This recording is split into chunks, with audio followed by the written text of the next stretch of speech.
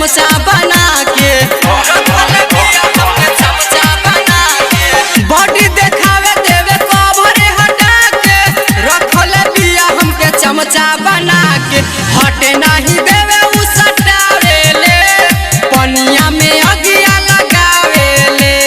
बस एगो उहे काम खातिर रोज रोज हमके बोलावे ले सारावा के दीदिया बोलावे ले